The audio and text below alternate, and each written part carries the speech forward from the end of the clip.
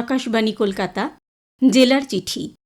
পশ্চিম বর্ধমান থেকে লিখেছেন আমাদের সংবাদদাতা তনুশ্রী বন্দ্যোপাধ্যায়। বাঙালির শ্রেষ্ঠ উৎসব দুর্গাপুজো হয়ে গেল, সেই সঙ্গে লক্ষ্মী পুজো। মাকে বিদায় জানিয়ে সবার মনেই এখন বিষাদের সুর। আসানসোল, রানীগঞ্জ, জামুরিয়া, দুর্গাপুর, চিত্তরঞ্জন সব জায়গাতেই এবারেও ছিল নজরকাড়া থিম। কোথাও ফুটিয়ে তোলা হয়েছিল বিখ্যাত মন্দির, কোথাও সমাজ সচেতনতার বার্তা, কোথাও বিশ্বশান্তি, কোথাও আবার সবুজায়নের বার্তা। এবারে বিশ্ব বাংলা শারদ সম্মানে সেরা হয়েছে দুর্গাপুরের চতুরঙ্গ পুজো কমিটি, দ্বিতীয় হয়েছে শঙ্করপুর সর্বজনীন পুজো কমিটি এবং তৃতীয় হয়েছে আপকার গার্ডেন পুজো কমিটি।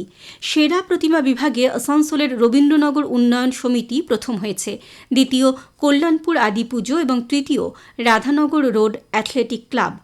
মণ্ডপসজ্জায় সেরা দুর্গাপুরের অগ্রণী সাংস্কৃতিক পরিষদ, দ্বিতীয় দুর্গাপুরের ফুলঝোর সর্বজনীন দুর্গাপুজো কমিটি এবং তৃতীয় দুর্গাপুরের নবারুণ ক্লাব।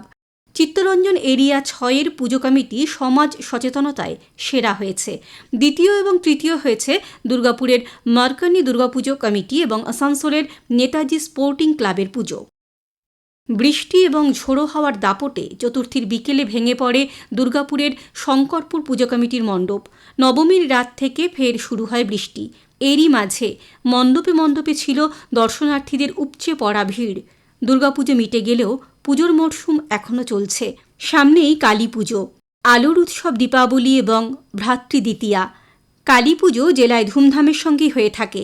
জেলায় রয়েছে একাধিক প্রসিদ্ধ প্রাচীন কালী মন্দির।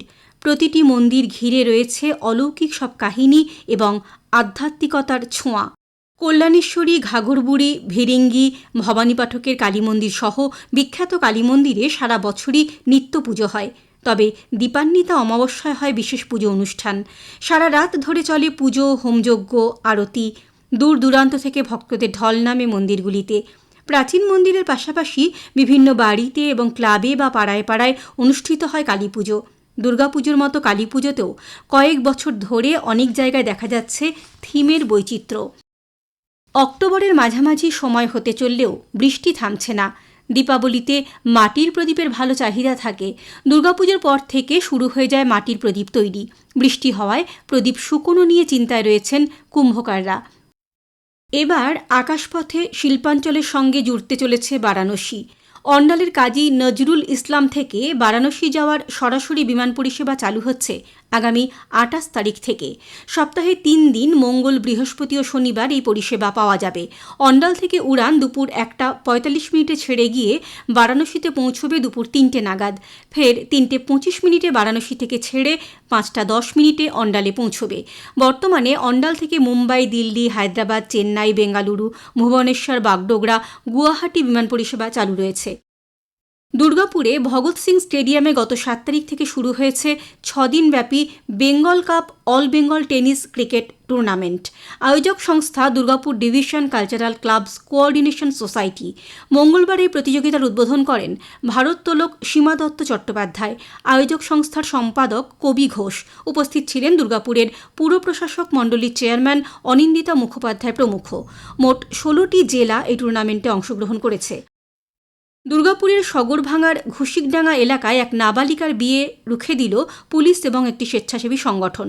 পরিবারের পক্ষ থেকে ভিন রাজ্যে বিয়ে ঠিক করেছিল কিশোরীর। চলছিল বিয়ের তোড়জোড়। গোপন সূত্রে খবর পেয়ে পুলিশকে সঙ্গে নিয়ে কিশোরীর বাড়িতে হাজির হয় স্বেচ্ছাসেবী সংগঠনের সদস্যরা। 18 বছর বয়স পূর্ণ না হওয়া পর্যন্ত বিয়ে দেওয়া অপরাধ বলে সতর্ক করা হয় নাবালিকার পরিবারকে। সালানপুরের রূপনারায়ণপুরে বাড়িতে চুরি নিয়ে হয়রান বাসিন্দারা। একের পর এক চুরির ঘটনা এলাকায় আতঙ্ক ছড়িয়েছে।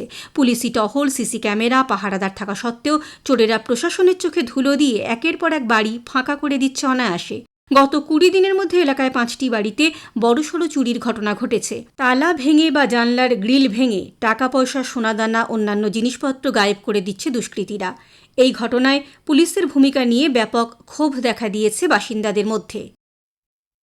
জেলার চিঠি শেষ হলো।